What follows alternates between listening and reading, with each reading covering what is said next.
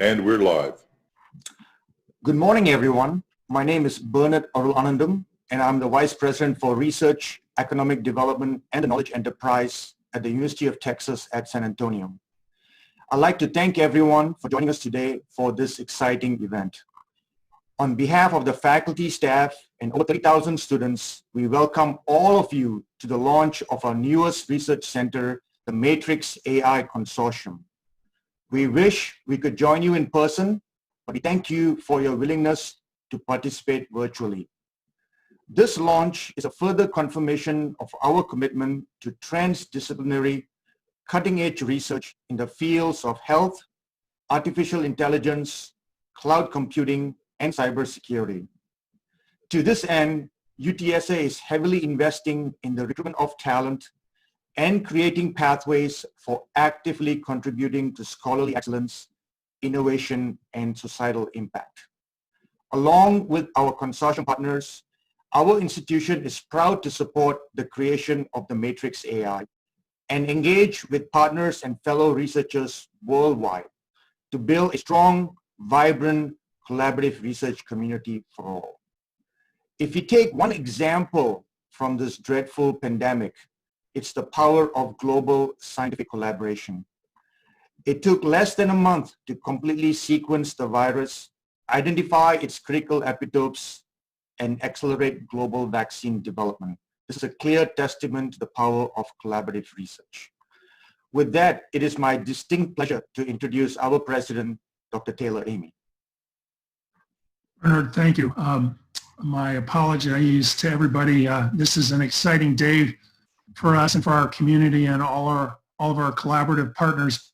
I will have to step away after my comments, but I wish you well and have a great conversation as you go through the launch of our new institute, and I wish you the best in your discussions.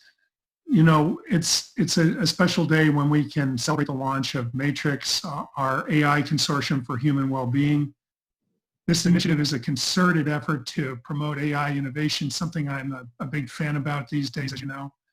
It's collaboration and engagement with the private sector, the defense sector, academia, the San Antonio community, and like-minded international partners. And in this day and age, such kinds of collaborations between government, university, and industry across the globe are essential for tackling the grand challenges we face.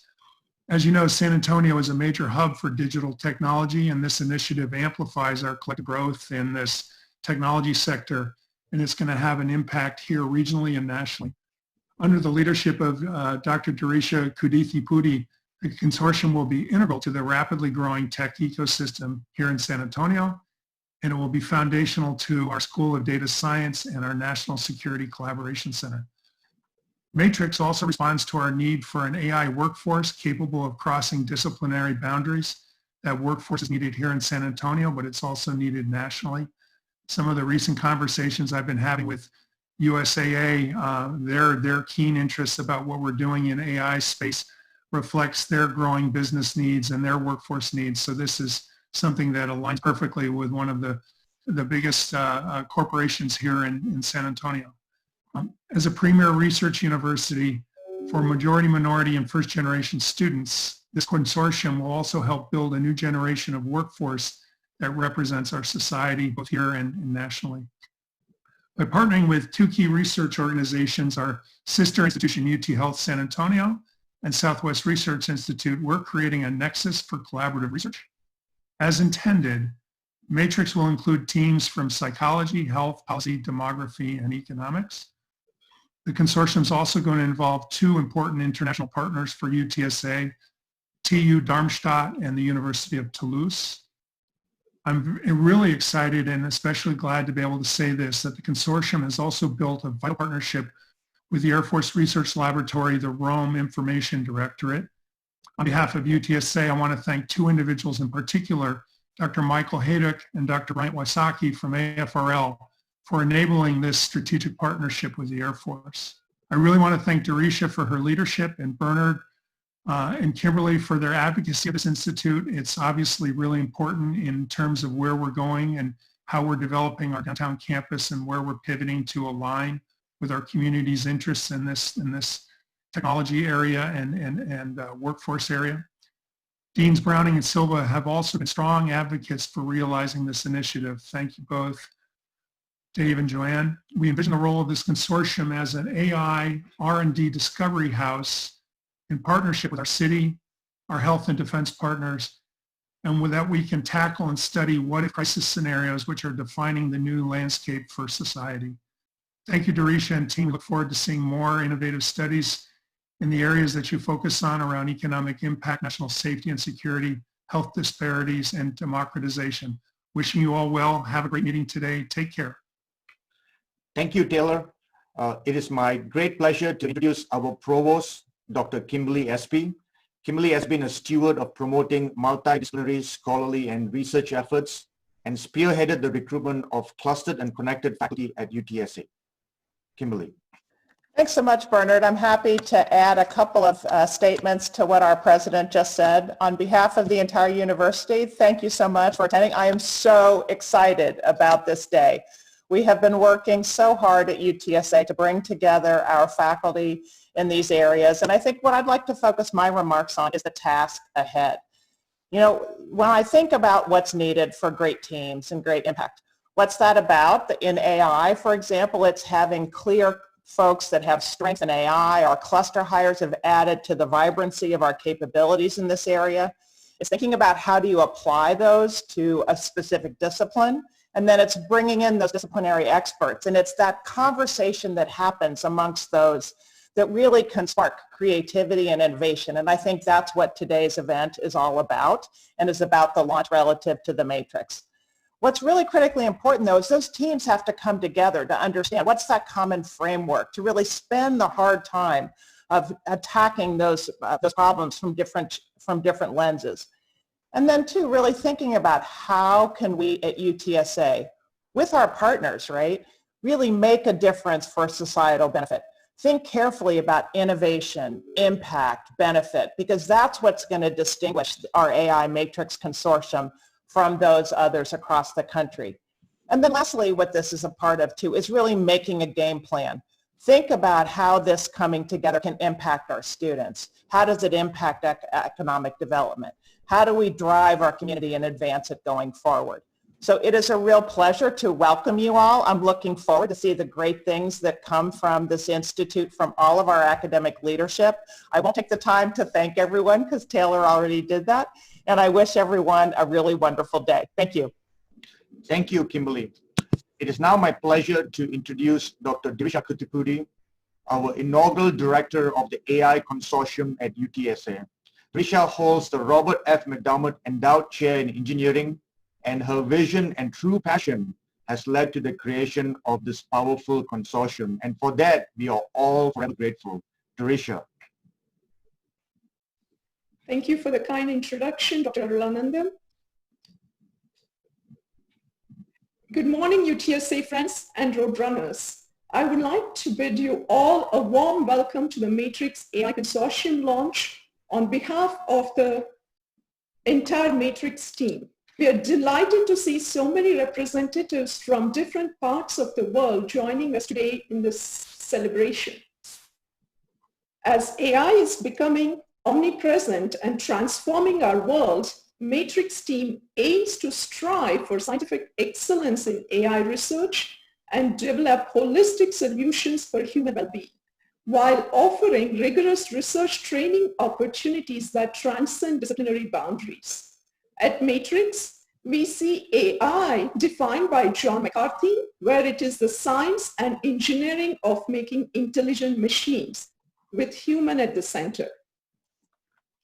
We are thrilled to share that Matrix will be housed in the UTSA main campus, and we are outfitting the space as we speak.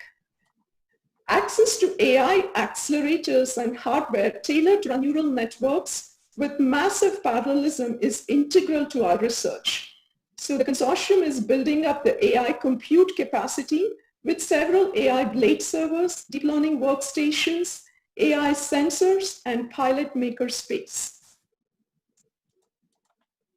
As Dr. SB mentioned today, Matrix will have a new home in 2022 and will be an integral research unit in the new School of Data Science. If there is one thing that unifies all the Matrix core team members, it is our passion to make AI inclusive as a field. Today, the technical challenges in AI fields are amplified by siloed research methods that lack convergent approaches. More importantly, the AI workforce training pipeline does not mirror the rich diversity we see in our society.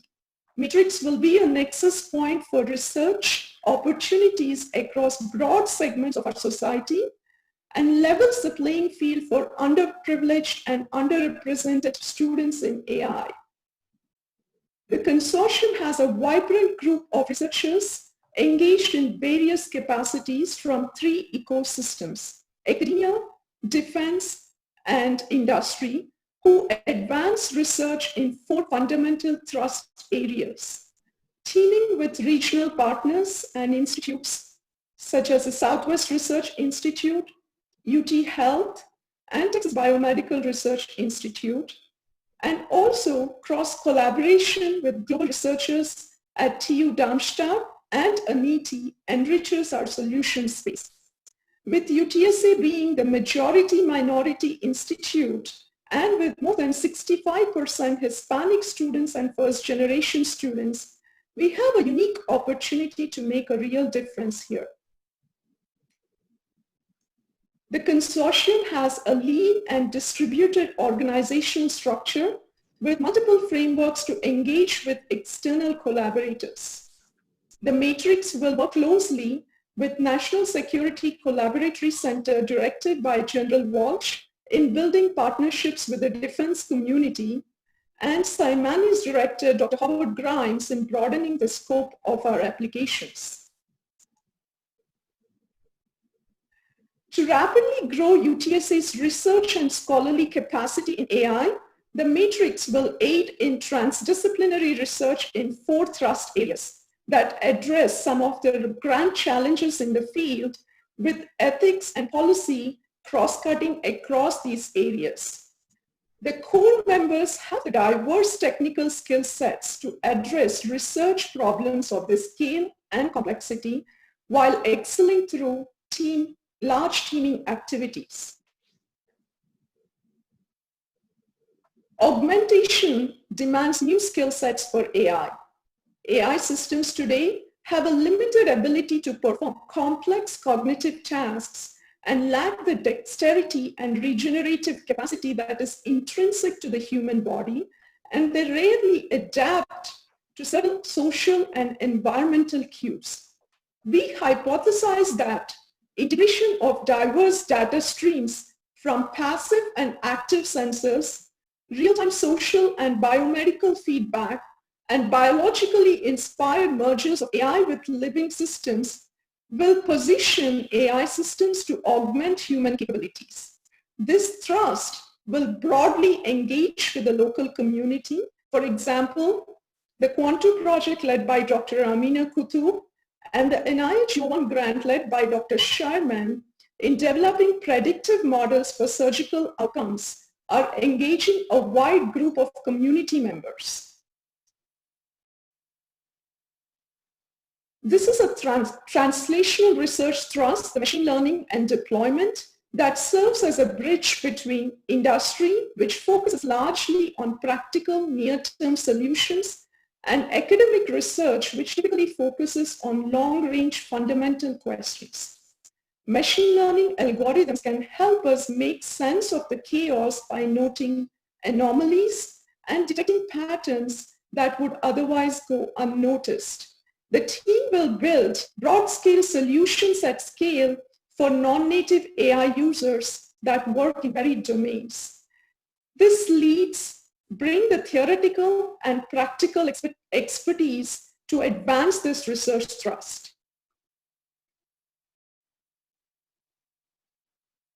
AI systems today miss contextual understanding and do not generalize well, and often require extensive training on annotated data and are very resource hungry. In this foundational research thrust, we aim to design next generation AI algorithms and architectures that draw inspiration from natural intelligence, that is the human brain, and to design high-performing AI systems. Dr. Fox and Santa Maria bring the breadth and depth needed to advance this area with their expertise in computational neuroscience, experimental neurology, and physiology. And often, AI systems today cannot explain or justify their behaviors. They cannot robustly operate in continuously changing environments and do not offer trustworthy solutions that foster human engagement and broader adoption. Despite substantial technical advances, there remain challenges that prevent humans from fully trusting machines to autonomously handle high-risk, complex operations. AI systems really perform well in low-stake, narrow set of domains. Such performance is unacceptable in high-stake environments such as medical diagnosis or mission-critical environments. Dr. Ramakrishnan and Dr. Bibi are going to bring the expertise needed to build these trustworthy AI systems. One of the example use-inspired research that our team is developing at UTSA with collaboration with our partners UT Health and Southwest Research Institute is focused on smart health homes. This test bed targets intergenerational populations and vulnerable communities to address inclusivity to the AI solutions. AI agents often must fuse contextual data from multiple modalities and domains such as real-time visual linguistic data, biophysical data, and remote human-generated data for rapid decision-making. All the four thrusts within Matrix address part of the solution space within this use-inspired research testbed. We believe these solutions can also be translated to other domains or application spaces such as built environments, space environments, or even in mission-critical environments where rapid decision-making is critical. The researchers at Matrix from the three organizations are also helping the city of San Antonio with multiple tools for understanding the impact of COVID-19. We utilize categorized cell phone mobility data as surrogate markers for physical distancing, along with population-weighted density and other local data points to understand the spread of this infectious disease. Dr. Kutub and Dr. Hongji Shi have also compiled the COVID-19 resources for the community to recover rapidly.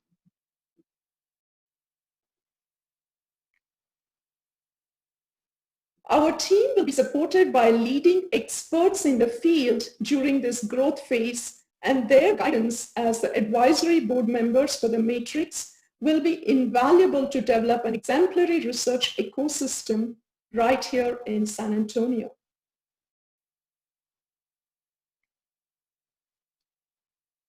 We already have few early successes in Matrix. Notable partnerships include development of AI accelerators supported by the Air Force Research Labs, novel and creative research training methods and models for minority students with very hands-on experiences in collaboration with the researchers from the CMU Machine Learning Department, new partnerships with multiple national labs such as the Sandia National Lab, Argonne National Lab, and Oak Ridge National Lab in advancing the basic science of AI, and an MOU with TU Darmstadt, where Dr. Christian Kirsting is a renowned leader in probabilistic AI models, is going to support and mentor some of our junior faculty members.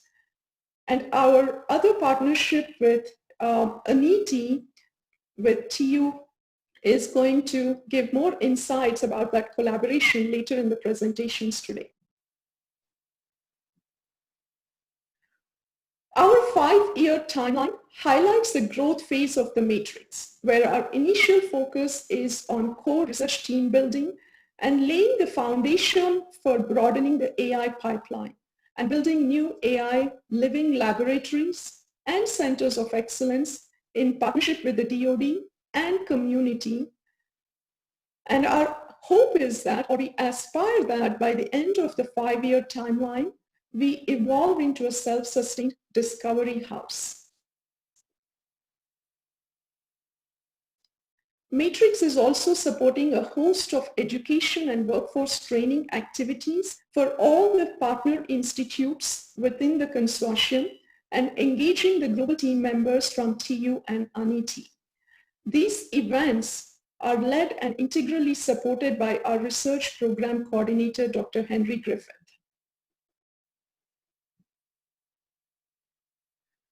I am confident that our team can achieve these ambitious goals with an established track record in research and a passion to train the rich and diverse student base that gives us the opportunity to democratize AI field. With San Antonio being the military city, we are part of a unique ecosystem that renders in itself applications that can help serve our nation.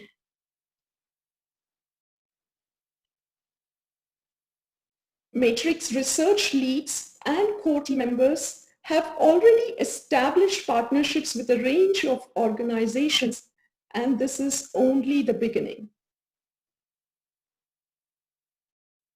Are you excited to partner with us?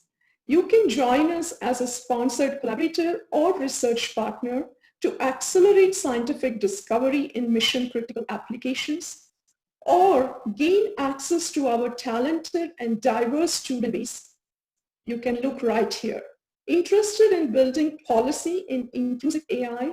We are here to support.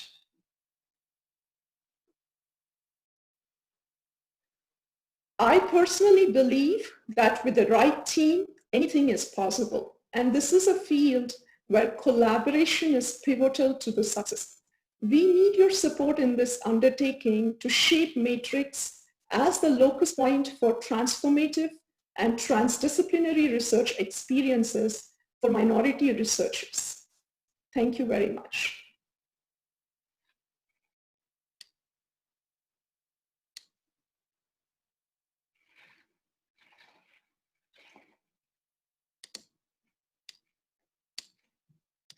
With that, I would like to introduce our first external speaker. It is my distinct pleasure to introduce one of our advisory board members and distinguished speaker, Dr. Kim Branson, who is the Senior Vice President and the Global AI Director at GSK, to share his broad vision of the importance of developing explainable AI that we can all trust. The mic is yours, Dr. Branson. Thank you. Thank you, please, for having me here today. Well, let me share my screen.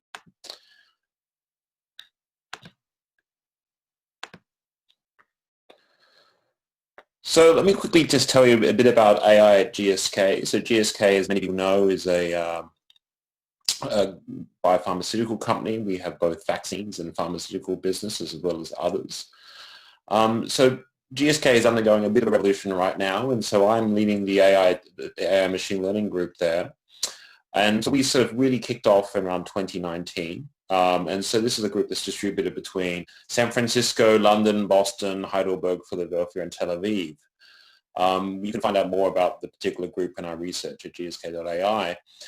I think of particular interest, though, to the Matrix Consortium and members is really our fellowship program. So we run, we've just had the first cohort of people selected, a training program that takes early career researchers, so people who've just done a PhD or a master's in machine learning or AI from anywhere on the planet. And they can come to GSK, and it's a 2-year program where they actually work on a problem of interest.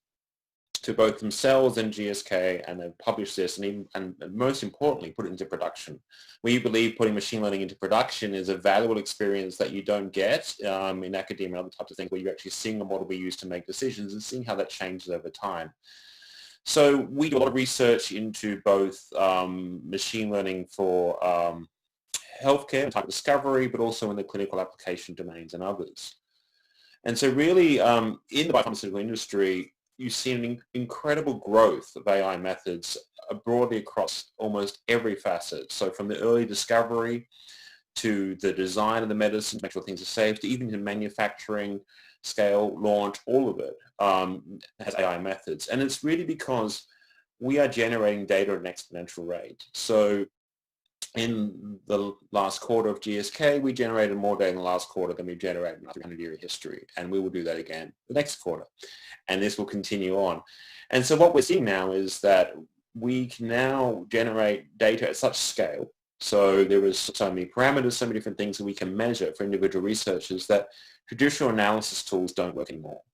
And also there is so much data being generated outside of GSK and other places. So how do you bring this all together and assist in a researcher to come up with new hypotheses and design new experiments? So we now think of AI as an indispensable tool in research and anywhere where there's optimization and feedback, which is almost every stage of our process. And we think even more about how we do AI, particularly in a feedback loop for our experiments. So rather than having a human hypothesis generation, can we use machine learning to help come up with that hypothesis as well? So one of our big strategies really is about the intersection between human genomics and functional genomics with AI in the middle. So human genomics, which is the study of the variation of the genetic background of people and various, what we would say the phenotype or disease relations, allows us to point at areas of the genes that may be causal for a disease. And then we have, on the other hand, this called functional genomics, where we can make precise edits, so we can turn a gene on and off. This is the CRISPR technology and things like that, to sort of unpick the biology, to give you that feedback loop. With the idea we have machine learning that sits in the middle of that. So one of the classic examples we have is we want to understand something called synthetic lethality. So that's where you often have biological pathways in cancer. You may lose one copy of this particular pathway due to the mutation in the cancer, which means we can target the other one with a drug. And the neat thing is other tissues won't be affected by the drug because they have the compensatory pathway. So we know about a few of those, but we'd like to tease out more. And the question is, we're not going to go through and do the 200 million combination experiments of every gene by every other gene and every different cell type to do this out. So we can use machine learning to come up with this and just to give us a feedback into what to do next. And to do that, we use a variety of techniques. So we're doing NLP on large-scale knowledge graphs and bringing data in for that. You have, other types of things on how to design even the functional genomics experiments to pick which cell types, what things are cell similarity things. Many different areas, but this is where AI methods are critical for us. And so we live in a sort of experimental feedback loop. And for us, the idea also is one of multimodality. So there are many different things we can measure on a cell or a human and things like that. So, and they have orthogonal sources of information. And one of the important things we find with machine learning methodology, particularly neural networks, is that we now have all these individual modules we can train differently, but we can click them together and we can integrate different sources that we couldn't easily do. So now I can mix and match images with spatial transcriptomics and things like that and put this together into one model.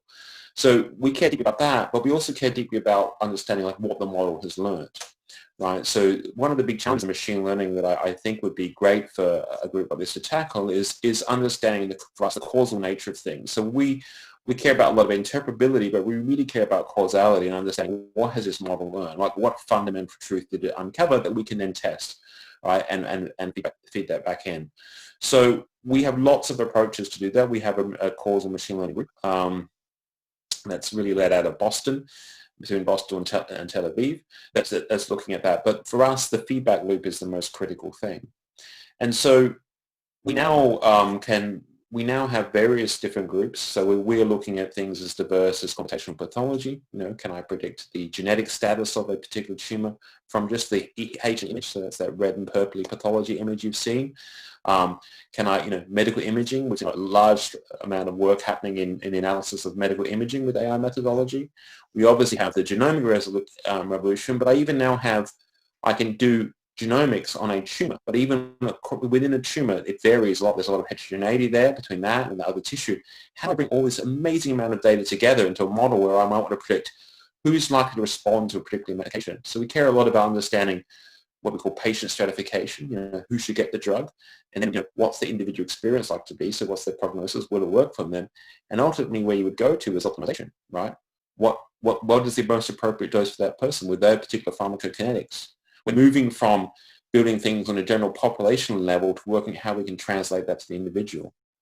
Similarly, even in the discovery process, rather than just optimizing the properties of a particular chemical structure or an antibody to bind to a particular target, we can start to do multi-objective optimization. So I can now think about its properties for binding, solubility, so it has to get into a cell, not bind to other things. I might have multiple ways of assessing its clinical utility. That's that cellular response part there. And even looking at the genetics of the network, right? And how do I bring that all together? So that's where we have, again, our methodology. So a common theme for us is multimodality and multi-data fusion, which I think we're just starting to explore how to do this. But one of the interesting things we do is we have different time courses. So all this data is not measured on the same way. Right? So some of it is higher dimensional, some of it is lower dimensional, and some of it is we do it once. You might have your pathology biopsy once, but I can do your clinical labs every week as you come into a trial. How do I fuse those together into one model that can learn from that?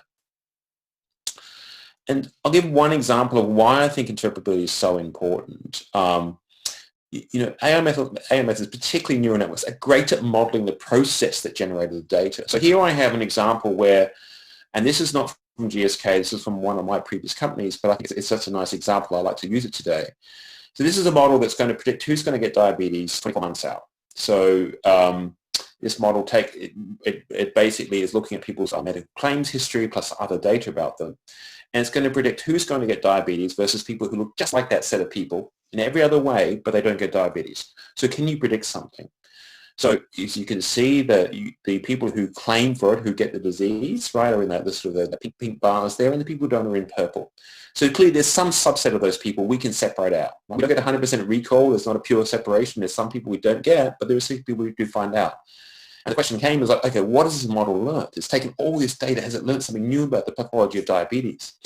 So we did the various ways of building simpler models of interpretability and compression and things like that, pulled apart. We found out one of the most things that it gloms onto is the fact that if you have a change in vaccination status, that's what it thinks is a major tipping point for understanding whether you're like to have claim for diabetes. This is actually modeling the process, right, of someone receiving care. So quite often someone who hasn't received care for some time comes into their physician's office. They're going to get their labs done in 2 weeks' time, but they also haven't come for maybe a couple of years. Their vaccines are out of date. The first thing you can do is send them next door and have their vaccines done, right? So it's not that the vaccines are causal on the pathway at all, right? They're part of the evidence of the process. So it's really teasing out those types of things are really critical for us. Similarly, in chemistry and things like that, how do I present data to a human to make them understand or trust, right? Because we care about building robust and reliable models. Once a model has become robust and reliable enough, often we don't actually care, we can start to rely on. But when people care a lot about interpretability, they really want to know, so how can I check that the model's right? How can I check that it's not just, glomming onto other factors that are a byproduct of the way we generate the data? So one of the real challenges, I think, for a group like this is to think about, particularly in health, is probably in the generation of new data sets. The machine learning community uses the data that's there. And we've seen even recently on some of the image data sets that were taken off the web, there's examples of bias and racism in them because they were auto-labeled and things like that. There are other examples of perpetuating historical inequalities in the data we have. I think one of the most important things to do to remove this type of stuff is to generate and make new data sets and make them available for machine learning competitions so people can start to use these, right? Rather than building word embeddings and things like that. And we perpetuate a lot of inequalities, and these methods get used. So clean, publicly available data sets, particularly in healthcare, of domains of interest, right? So people work on the data that's there. If you want people to work on underrepresented groups and things like that, which comes to my points in trials, you need to put data out there. You need to foster competitions and also deploy solutions. So a huge thing that we see right now is just access to trials. So there's certain groups that are underrepresented in clinical trials. And as a result, their data, when we release clinical trial data, isn't there as well. Right? So you get overrepresentation of Caucasians and different socioeconomic statuses because they can afford to go, particularly in oncology, and spend a day a week at a trial center and things like that. An underappreciated fact is cancer patients actually work. Right? There are plenty of people who have cancer that work. Hispanic women are historically underrepresented in breast cancer trials. So access to trials is really important, both letting people know, identifying patients, but also thinking about the trial process itself. How can we move to more siteless trials? What can we do, right? I can right now send you a live call, 6-lead EKG that you can have in your house. How can we start to bring these types of devices into the trial ecosystem? And it even comes down to deployment of machine learning, particularly in healthcare, is challenging, right? Every EHR is different. Every version of Cerner and Epic is different. The healthcare aggregators don't aggregate all the raw data that you would need to run an algorithm on. So even if I build an algorithm that says I'm going to take into your medical records, I'll take into account your radiology, and I can work out maybe your pathology, and I can work out maybe which drugs are appropriate for you or some kind of thing like that, I could build such an algorithm and practice in the lab, but how can I deploy it to make a difference in people's lives, right? And that integration of machine learning into a hospital, if you come in and say, okay, I need to run this device, it needs to run on 4 GPUs. By the way, I'll need all the raw data from your radiology and the past medical history for 5 years from your patient, right? And can you pull it together and run this process? You'll find that you could spend probably 3 years getting that up and running on one hospital alone. Right. So how do you actually think about the standards and practices to bring this to life? Otherwise, we'll do all this great research, but we won't get it where it needs to be. And the final thing I think is absolutely critical is that comes down to points of data set is to think about we are building systems that are designed that will influence people's lives and people will make decisions for them. And there are costs of there are great opportunity costs for recommending someone to be in a trial or not be in a trial, or have medication A versus medication B. There are opportunity costs if you get that wrong. So we have to think very carefully about when we design and we build a model that we actually make sure that it's not acceptable to have, oh, well, the performance isn't very good on Caucasian males because they weren't my data set. Right? You have to go ahead and collect data. We also know that the performance of a model will vary across groups. Right? What are the minimum threshold we want? So what are all those fairness principles we have to think about in machine learning? There are fairness principles in that we can construct in theory, but then there's also access and things like that, where you're looking like in terms of what's there now, how would it change practice, and maybe we'll accept some differential cost of various groups for the greater good. So there are really interesting points around ethics and how we do this that I think also, as a machine learning community, people are starting to talk about now. But I think that right now we've deployed many machine learning systems right into society right now, without any real discussion about this sort of thing. So I think, this is a forefront that should be in the design process. And a new generation of people who think like this from the work of design will be critical for our industry and others. So I applaud this effort, and I'm really excited for GSK to be involved. Thank you.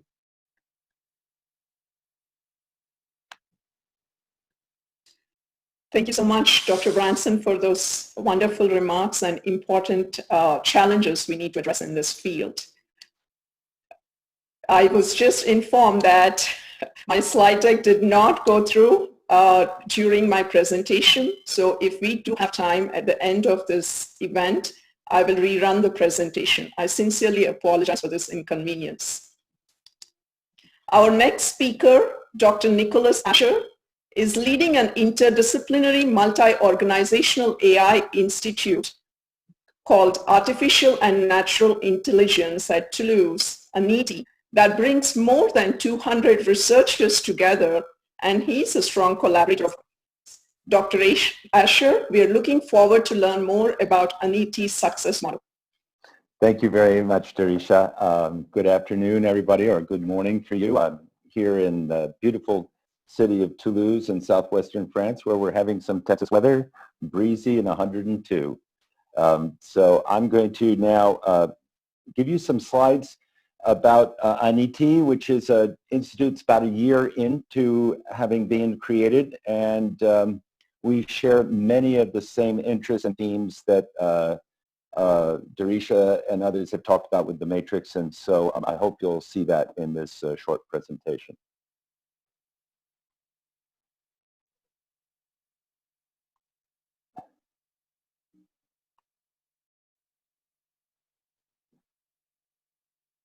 So we're a interdisciplinary institute for artificial intelligence. In France, that's known as a 3IA or a 3IA. And these are network centers for research, education, and economic development with hopefully a very high international visibility. As there were about 12 or 13 proposals, 4 were picked, pre-selected after first round of competition, then detailed proposals were submitted, and we ended up being one of the 4 with Paris, Grenoble, and Nice. Our ambition is quite like Matrix's ambition for AI for human well-being. We want to make possible the sustainable use and development of AI in human-critical applicative sectors. Transport, we're also very interested in the health connections, especially with UT San Antonio, and also in Industry 4.0.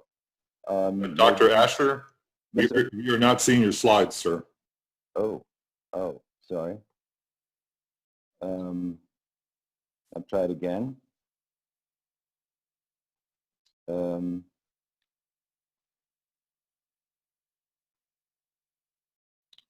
you see them now? Yes, we can. Thank you. Sorry about that. Okay. So as you may know, that Toulouse is the home of Airbus, and so we are very much interested in putting AI in critical systems. And this is a special challenge because many current machine learning systems, especially those that use nonlinear methods like deep learning, lack the kind of guarantees that you need for certifiable use in a critical system. More generally, we are really focused on these 6 areas of acceptability, explainability, as was already discussed, scalability. So it's important that we be able to scale an AI system into an Airbus 350 that's taking off there.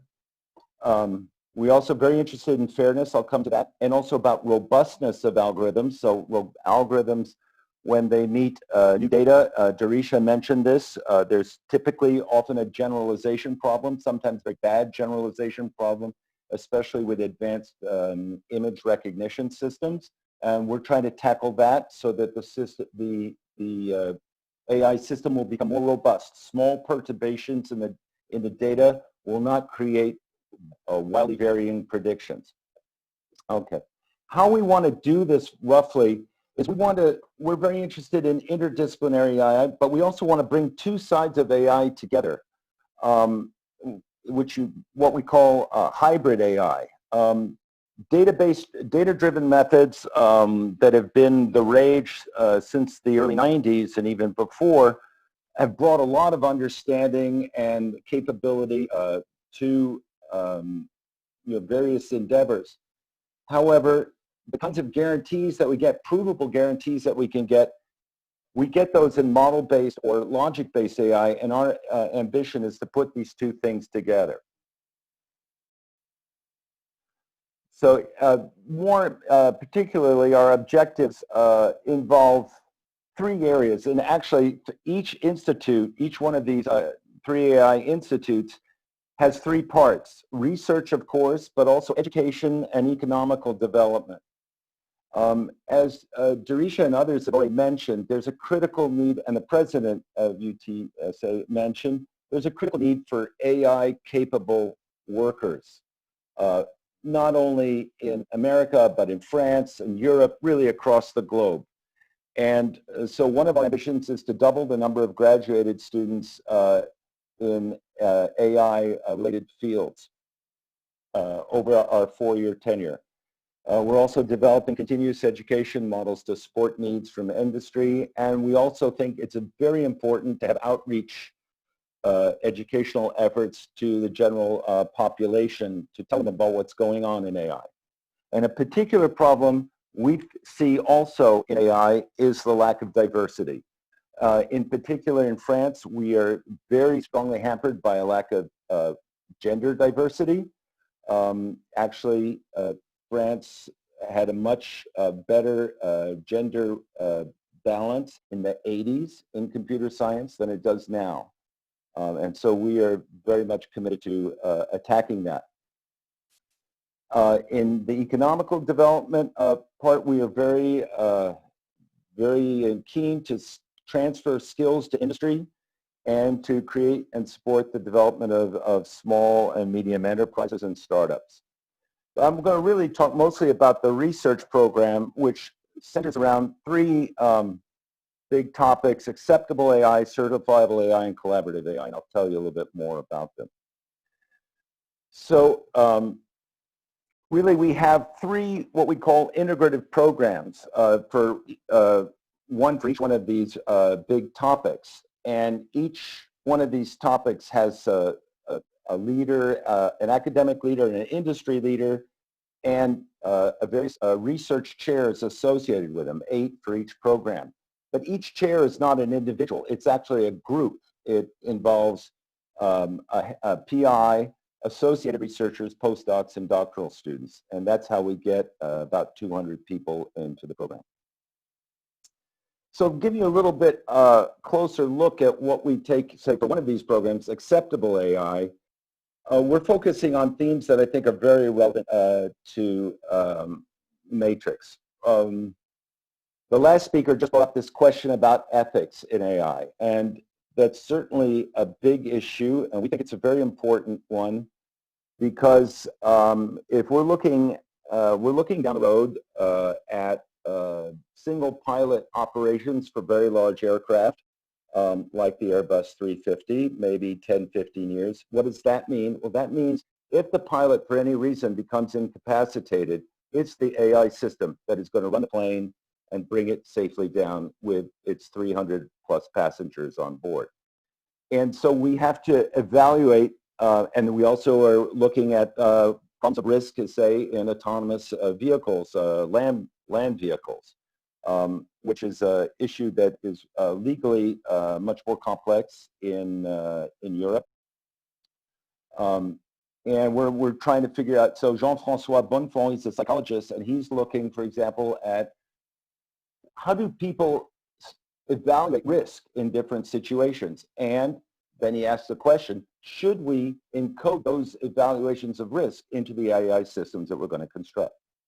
So that's one thrust. We're also interested in how, something I guess Darisha mentioned also, how AI affects markets. So the Toulouse School of Economics is one of the 2 top centers for economic research in France, houses a Nobel laureate, and they've been looking at AI markets, AI with respect to market competition for several years now, and they're involved with us. We're also interested with Cesar Hidalgo, who's coming to us from MIT, on how to use AI to improve and augment governance, make democracy better. We're also interested in things like empowering data-driven AI with argumentation, and so on. So this is, acceptable AI is really about how to make AI acceptable for the general public. Our second program is really how to make AI certifiable so it can go in critical systems. And here we're really looking we're looking a lot at the foundations of machine learning. How can we, for example, with a large physical model like the flow of air over a wing in an aircraft, how can we, or a complex turbulence problem where we have lots and lots of differential equations, how can we impose physical constraints on machine learning, and how can machine learning help us speed up our analytical models, which are sometimes very beautiful but intractable? João Marques Silva, on the other hand, is looking at techniques for the interpretability of programs. It's another issue that was brought up, and we're looking at that. Our specialty here is to translate deep neural networks into logical theories and then prove things about them. In particular, prove that a particular prediction is a consequence of these and these factors and no others, and so getting at a kind of explanation. We also have quite a lot of work on the foundations of optimization, which we see as crucial because there's still a lot of things that are not understood about optimization and why it works so well in nonlinear areas. Finally, the last area of the last program here is called Collaborative AI, and here is we are looking at a couple of themes that Matrix has brought up. One has to do with bio-inspired models for AI. And Thomas Serre, who's from Brown and PI in ANITI, works with Richard van Rulen. And Thomas is looking at, he's done a lot of work on the human visual system and has found ways of improving image recognition systems by encoding architectures that are much closer to what goes on in the visual cortex than just a convolutional neural network.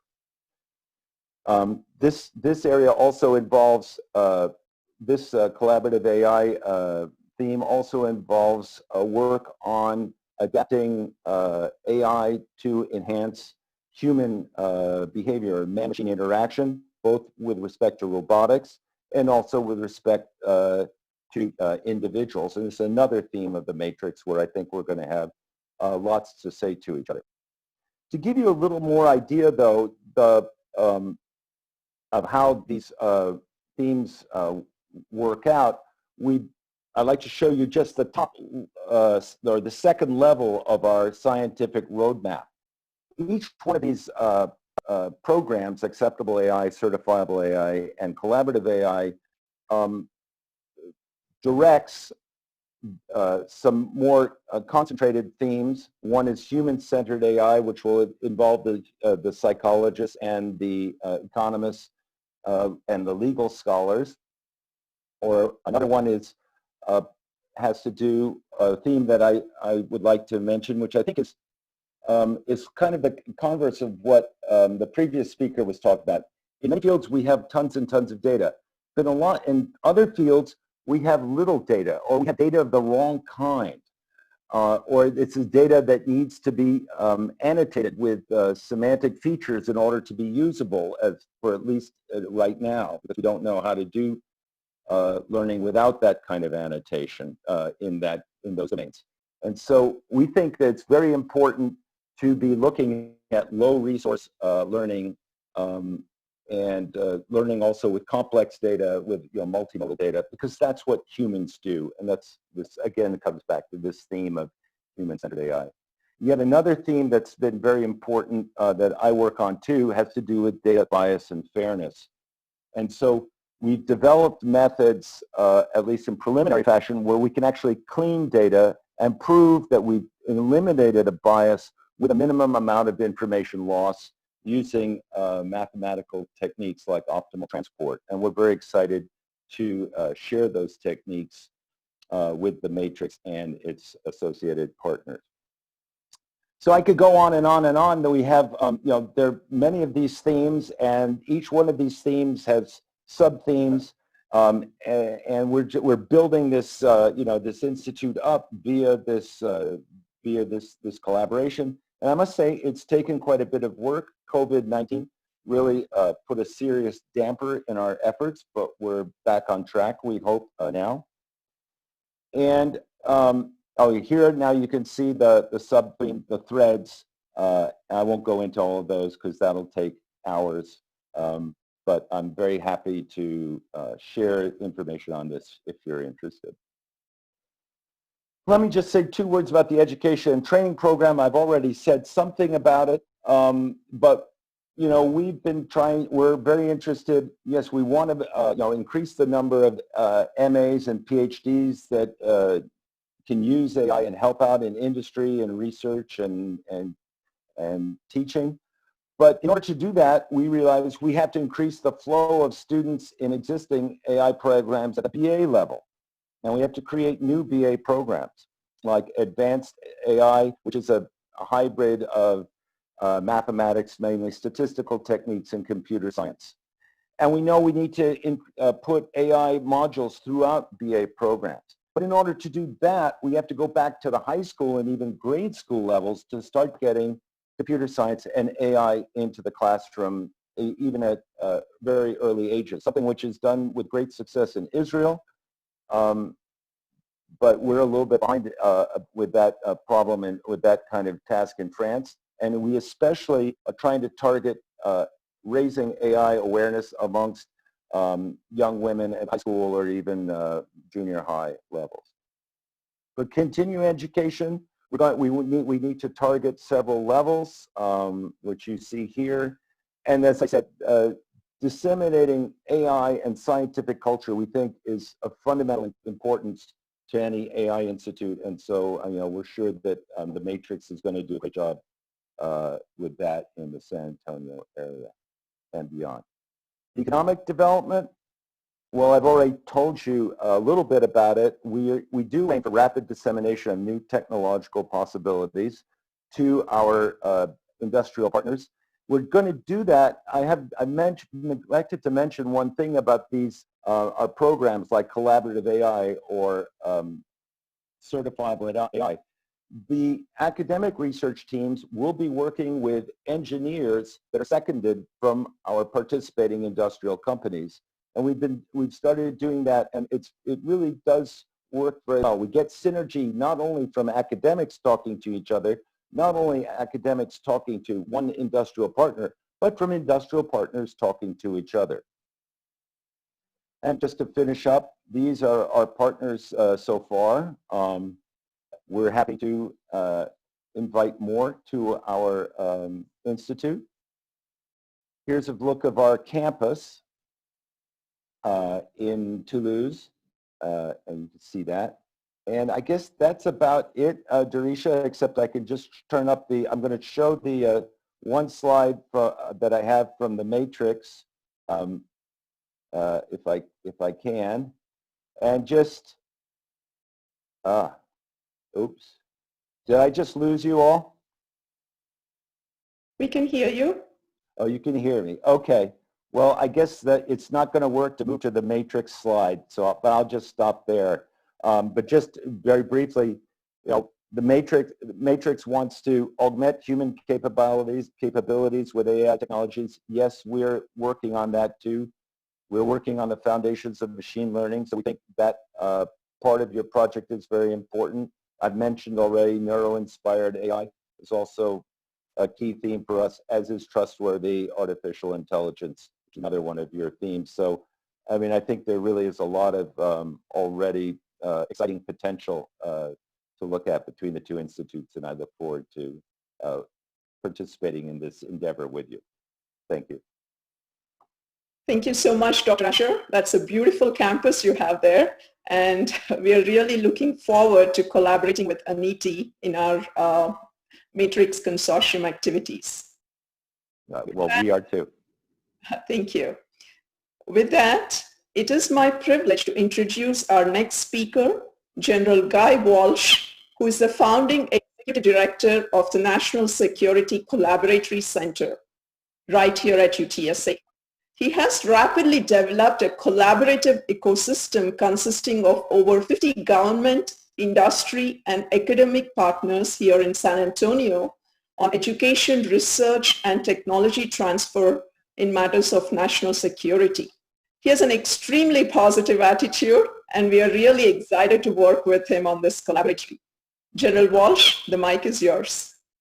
Thank you, Darisha. So number one, my attitude is great right now because first you put me right behind Dr. Asher, who had pictures of airplanes and was talking with his hands, okay? So I am right at home following him. And number two, not having to follow the dean team, I call them, because typically having to follow either Dr. Joanne Browning, Dean of the Engineering College, or David Silva, with the Dean of the College of Sciences, that's always a tough act to follow as well. So again, it was great to hear Dr. Asher bring that in and talk with his hands. I'll be the first one to do that. So first, again, let me just say thanks to you and the DREAM team, because again, you are bringing to fruition the idea that Taylor Amy and the vision that he talked about before you got here last summer, and bringing that to reality. So bringing artificial intelligence to reality just sounds a little oxymoron, but true to what you guys and the team have really done there. And very simply is I was in these same shoes this time July last year, right? So coming into the university at that time and standing up the newest center, the National Security Collaboration Center, was absolutely a tremendous day. So one, congratulations on today. Number two is, and Dr. Amy said he's leaving, so I'll talk about him a little bit here. But he had shared that one of the very first things that we did on that day in July was walking through the facilities. And he asked a rhetorical, well, anytime the president of the university asks a question, it's sort of rhetorical. He said, so Guy, where are you planning on putting the AI, the team here that's coming in, because artificial intelligence is going to be an important piece of that NSCC ecosystem. So it is not by accident when you look and you come up to the brand new locations that we've been moving our team to here over the past couple of weeks, actually on the 5th floor of the North Paseo building, that the Matrix AI is centered right as you come out of that elevator, right between our partners that Darisha talked about, our industry partners, our government partners, and the collaboration space that I've had the opportunity of working with Darisha downstairs on the 4th floor of that time. So, and I have no doubt that as we get to the downtown, that again, AI Matrix will have a place of prominence within the NSCC and the School of Data Science as we do that to move forward. So about a year ago, it's almost been a year since I've had the pleasure of working with Darisha, working with Dr. Henry Griffith, who again is doing some pretty neat stuff in the eye movement sensor technology and augmented reality in that team. And last February, in fact, Darisha and I drove up to Rome Labs and had the opportunity. And what I will simply tell you is that from the second we walked into the door at Rome Labs and the eyes lit up and the engagement that Darisha had with Dr. Mike Haydock, with Dr. Bryant Whitesaki and those, it was clear to me at that time, very simply, that Darisha had already built a tremendous relationship while she was at RIT, and that relationship would continue to grow and expand as we move forward here with setting up AI Matrix. So again, my congratulations on that piece that we're doing right there. So I'll focus on only one area because Dr. Asher talked about the workforce development and others, and that is because I think it was your number 3 point that you made there was about augmented human capabilities. I will tell you very simply, whether it be from an AFRL perspective, a Department of Defense perspective, or the perspective of the National Security Collaboration Center, this is going to be an important area. Before coming here, I had spent 8 years over at the National Security Agency with standing up U.S. Cyber Command. And at that time, there was a period of time that I was driving down to the Pentagon from Aberdeen Proving Ground. So 5 a.m. every morning, rain or shine, I-95 into the Pentagon. And we would meet with the Deputy Secretary of Defense at that time, Bob Work. And that team was tackling some of the biggest national security issues, but how we do that in the future. And one of the outcomes of that at that time was called the third offset. But it was all about human-machine combat teaming. Because where we are today, whether it be with our airplanes or everything else, each of these machines that we have and what we have on the battlefield, it's not a team there. These are simply tools that we're using. They're not battle buddies. They're not wingmen. They're not programmed to do that. And I really do believe that listening to what is happening up at AFRL, listening to what your team is doing with AI Matrix, we're going to change that, right? And that's important to me personally, having both son and daughter-in-law currently serving and doing those type of things with the Air Force. So I have a personal interest in that, but also having been involved in that, working that at the Pentagon and then at U.S. Cyber Command for those years, absolutely tremendous. So the last thing I simply want to highlight is that the presentation that you had sent out to folks, I think, is really about the national security issues, and it starts at home. And you captured it in a simple phrase there, right? Preparing future leaders to be agile learners. And that is absolutely huge. So I'm going to be putting that above the Matrix door there when you come up to the 5th floor here with the team to do that. But that's an important point because the folks on here today that are listening, we're digitally informed, right? We may not be digitally native, but we are the professors that are teaching it. We are the researchers working the digital area. And I will tell you, as you walk outside the doors of UTSA, as you walk outside the doors of downtown campuses, there are sponges out there waiting to take this in. And we have that responsibility, right? So what I challenge the AI Matrix team and what I challenge all of us on here is to look at that. Dr. Asher hit it. It's all about what are we doing out there to break down the barriers? What are we doing, and you talked about it, for the minority groups, whether that be who are the next generation of women in this area. They're going to replace the Dr. Joanne Brownings, Dorisha, Nicole's. Who are those folks that are going to do that? Where is it that we're working with the Hispanic community and the folks downtown? And we really need to be working very closely, whether that's with General Miller, the Joint Base San Antonio leader, whether it's with Mayor Ron Nierenberg and the efforts that his team are doing, Major General Juan Ayala, with Brian Dillard and the Chief Innovation Officer. But really working that and being part of the community, because national security really starts at home. So that is the challenge I throw out to you and the AI Matrix team. I look forward to you joining us and being a great part of the NSCC. And again, congratulations on today's launch. Thank you so much, General Walsh, for those kind remarks. The next two speakers have played an integral role in setting up the Matrix Consortium and helped me hit the ground running with their visionary leadership. It is an honor to introduce the Dean of my college, College of Engineering, and Interim Dean of CACP, Dr. Joanne Browning. Her interest is not only in structures, concrete design, and engineering materials, but also in building data-driven analysis for research and education. Dean Browning, the digital podium is yours. Thank you so much, Dorisha. And I want to echo some of the things that Guy Walsh just mentioned.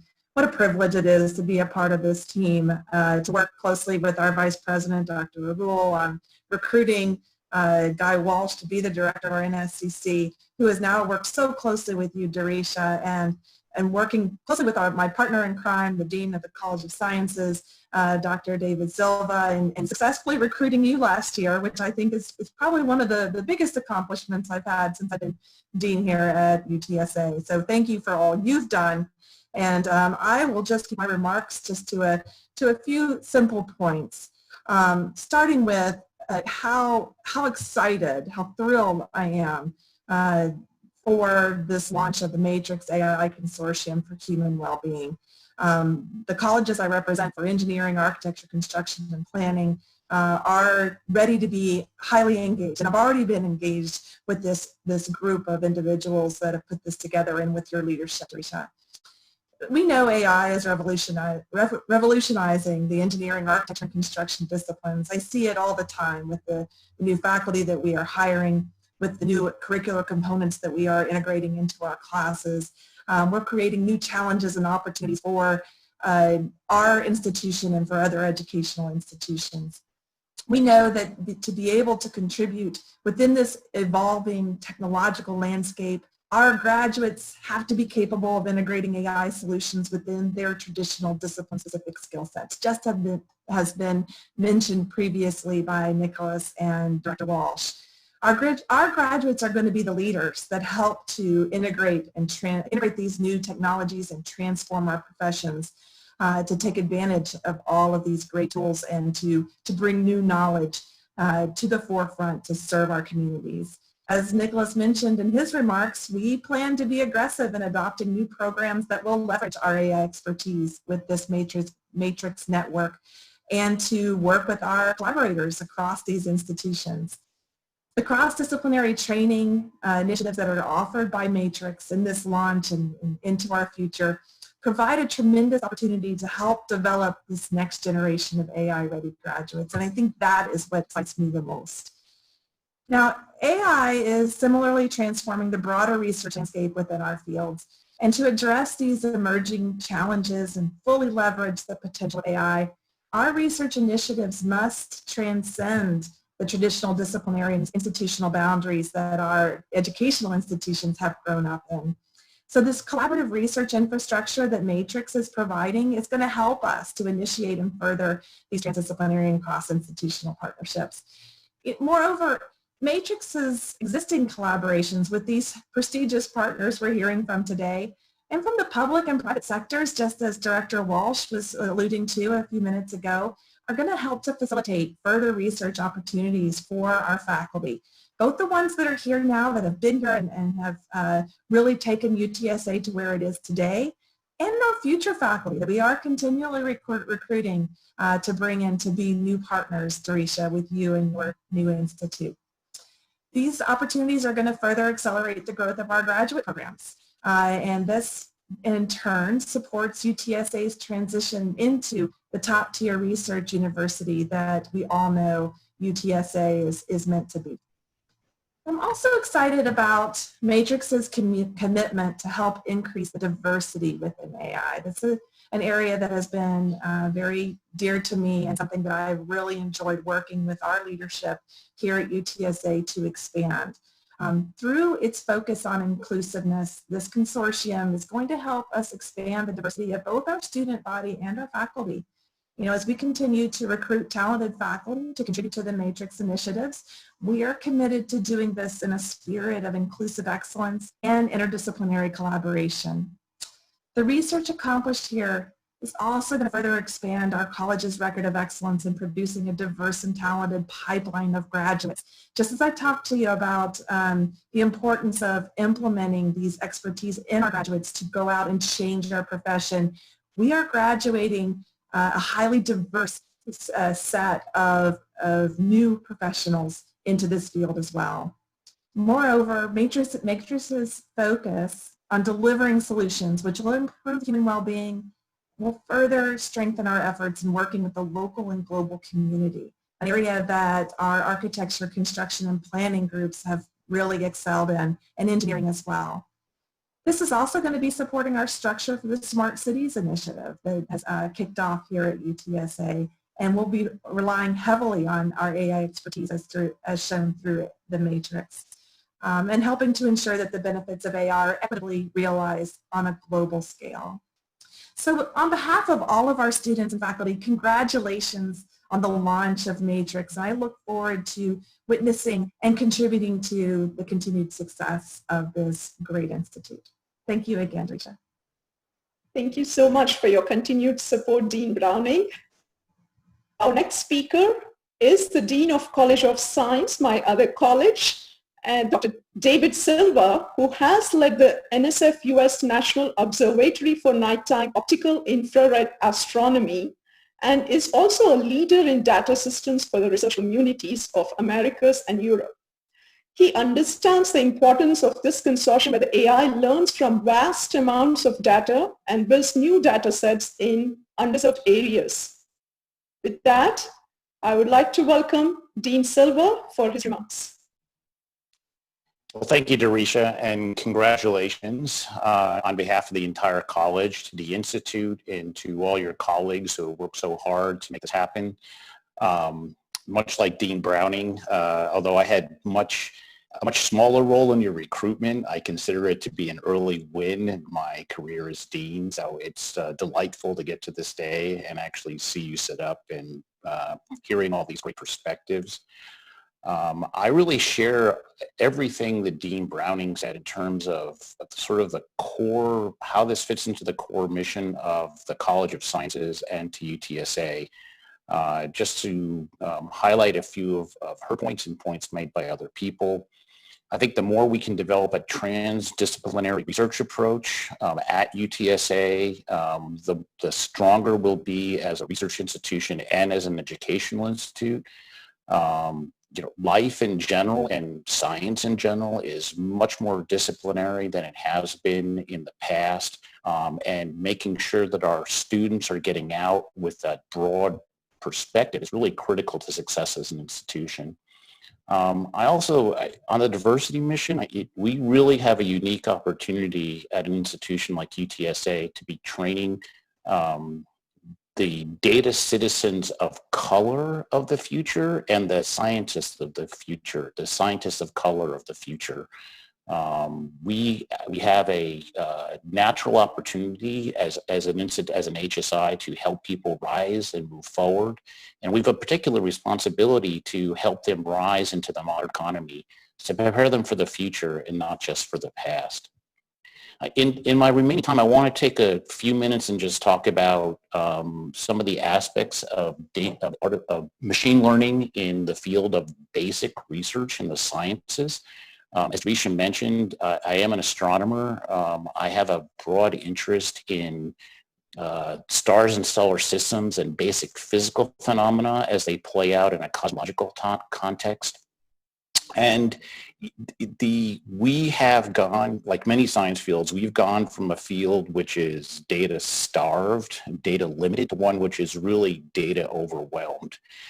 And yet we've been somewhat reluctant as a profession to embrace machine learning. And I think that's true for other fields of basic research. And one can ask why that is. And I think this is why I'm so thrilled that one of the research thrusts in the new institute is machine learning and deployment, especially from the perspective of basic research. So why is that?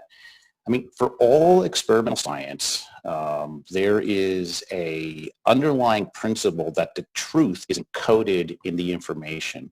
Where the information can both be qualitative observations and quantitative measurements.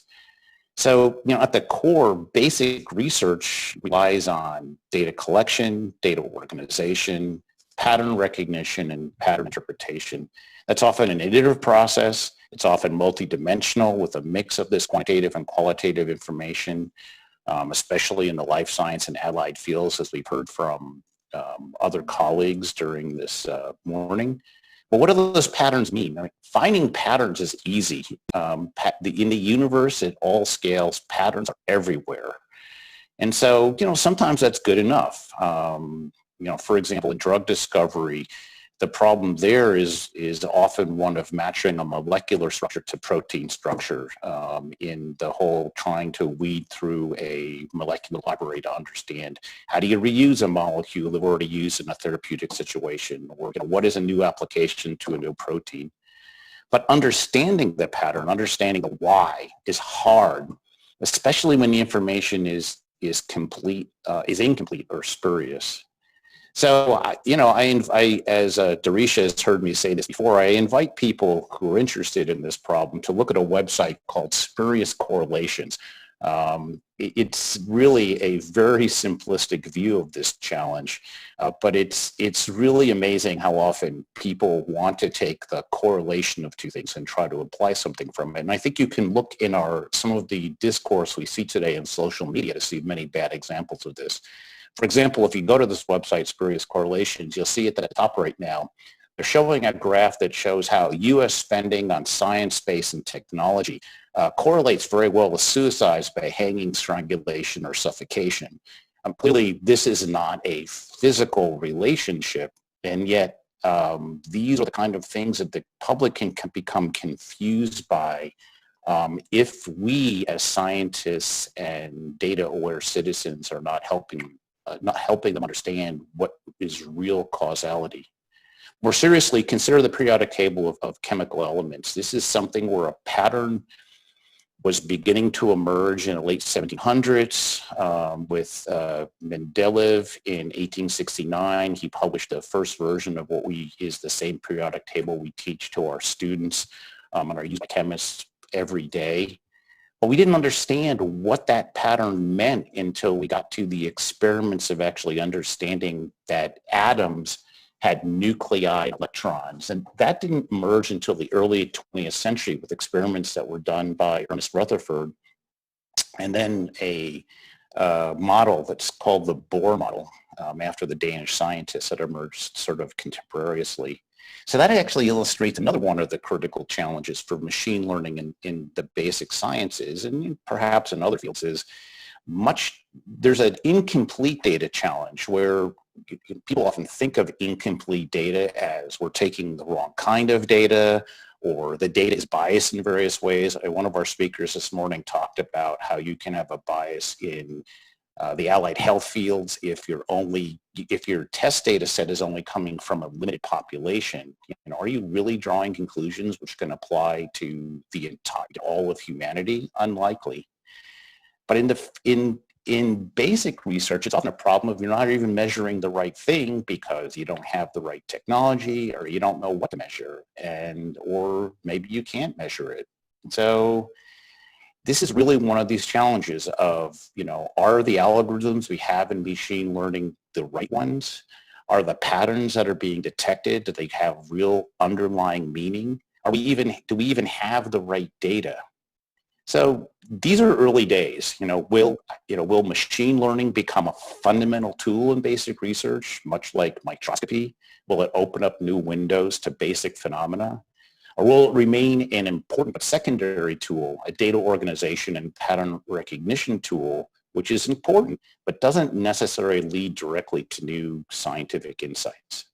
So as a College of Sciences in the end, our most important goal, I think, in the near term in this area will be to work with the new institute to train our research faculty and students at all levels to gain an understanding of what machine learning is, how to use it, and how to prepare the input information properly. And then really work with our colleagues who are the experts in machine learning in the institute to probe its frontiers of what it can do, and more importantly, what it cannot do, so that through an iterative process between working on the physical phenomena, we can work with them on how to improve machine learning, not only for the benefit of basic research, but for the entire field. So again, congratulations to the entire team. Congratulations to Darisha. I'm really excited about this. I have my own somewhat fuzzy ideas of how to apply this to some of the data sets I'm working on, and I'm really excited. Congratulations. Thank you, Darisha. Thank you, everyone. Thank you so much for your support, Dean Silva, and we're really excited to work and collaborate with researchers in the College of Science. Our next speaker is Dr. Brian Wysocki, who is a scientist, U.S. Air Force Tech Advisor for C4I and Cyber Systems, and has renowned expertise in photonics. He has run programs on AI accelerator technologies and is a senior scientist liaison to external national and international partners across government, academia, and industry. He truly embraces the spirit of transdisciplinary collaboration that Matrix has, and already has shown this in action in the defense community. Please welcome Dr. Wysocki. Thank you, Darisha, for that welcome. It's an honor to be here. It's an honor to be part of the Matrix Consortium launch at UTSA.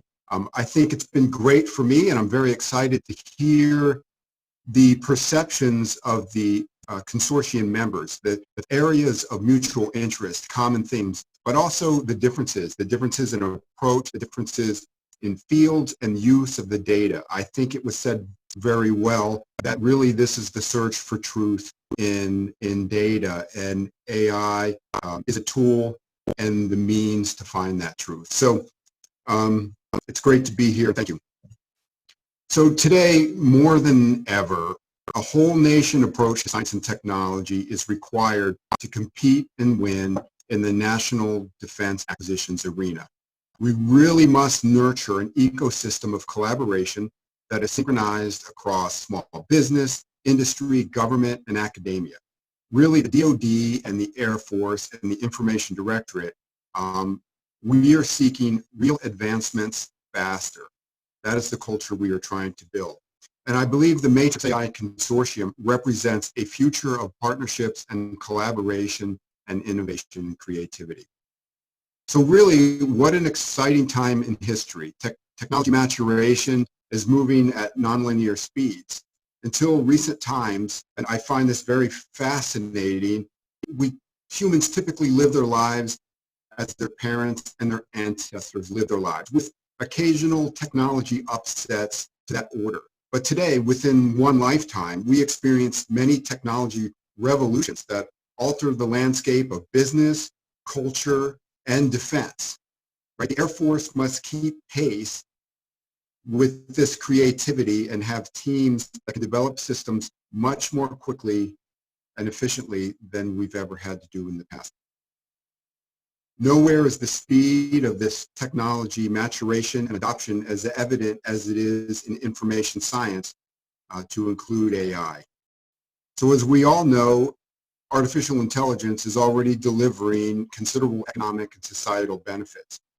And it's exciting to me to consider, like the quick advancements in COVID response, what together we can provide humanity for the future using AI and data science. So the Matrix Consortium is an enabler to that goal, but it is part of a larger emerging environment that really looks at innovation centers and collaboration. So the Air Force Research Laboratory, or AFRL, we have a long history of partnerships with UTSA and Dr. Kudithaputi in cyber science and neuromorphic computing. AFRL recently, we expanded this to include a Cooperative Research and Development Agreement, or CRADA. And so we're examining ways to leverage our resources and our networks of performers in areas that complement AI, such as 5G security, quantum information science, data fusion, and again, cyber. And so AFRL, we're the research arm of the Air Force. We have 9 directorates that focus on different research areas. My focus is on information science at the Information Directorate, where we have approximately 1,200 typically on-site personnel and approximately a $1.85 billion operational budget each year. So we're really excited to leverage our resources and to team with the Matrix in developing these AI solutions. We have representatives and research labs across the United States, to include London, Tokyo, and Santiago internationally. So the Matrix AI Consortium has additionally teamed with AFRL with our Innovare Advancement Center. So Innovare is the AFRL Open Campus in Rome, New York, where we team the best and brightest people and minds internationally to solve tough Air Force challenges. The goal of Innovare is to emerge as a global catalyst, to converge world-class talent with cutting-edge facilities and to develop focused technology challenges. And this partner machine between the Matrix and Innovare, I believe, will really strengthen that relationship. It will strengthen the AI research ecosystem and merge 2 communities for the common good. So I am very excited to what retired General Guy Walsh is doing, as well as Dr. Kudithaputi, in teaming with us at AFRL, and we're really excited for what the future brings. The AFRL has unique challenges, I think, that will be interesting for the larger community to consider, such as data systems or data that is incomplete, that is small, that includes deception. We have to predict irrational behaviors, and we have to use modeling and simulation of contest environments that we cannot accurately predict or guarantee. And we're looking at systems that learn based on external stimulus and change their behavior based on changing warfighter demands. So in order to create safe and reliable, but not necessarily predictable systems, I believe this research is critical to national defense and of course, the education of a strong workforce and the protection of our free way of life. So thank you very much for putting this together. It's an honor for me to be part of this kickoff, and thank you very much, and I look forward to the future. Over. Thank you for your remarks, Dr. Wysocki. AFRL has been very integral in my success as an AI researcher, and we look forward to continued collaborations with AFRL with the Matrix research activities. Our next distinguished speaker is from UT Health, San Antonio, Dr.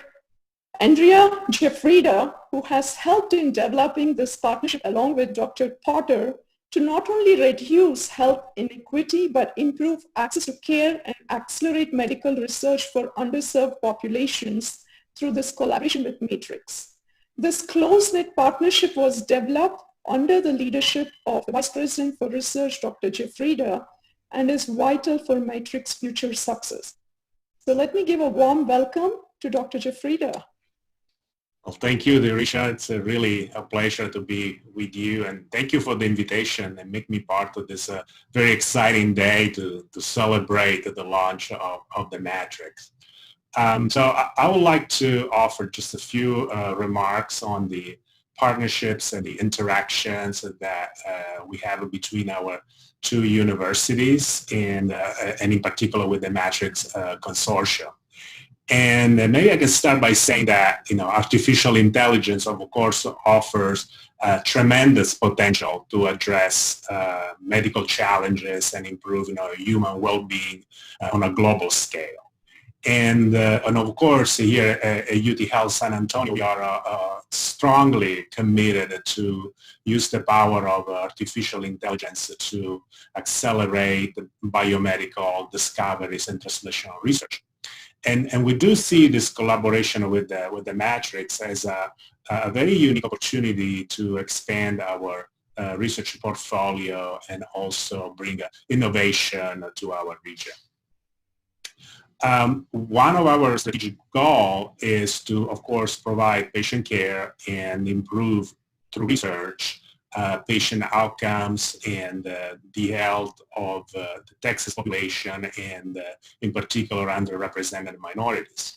And as you can imagine, these efforts require interdisciplinary collaborations, and we think that our partnership with the Matrix is important because not only will offer our faculty and our researchers an opportunity to address new fundamental scientific questions, but also we will be able, through this collaboration to leverage the commitment that the Matrix has towards training in AI. And so we will be able to provide new educational programs to our medical and graduate students and basically establish a valuable recruitment pipeline for the future.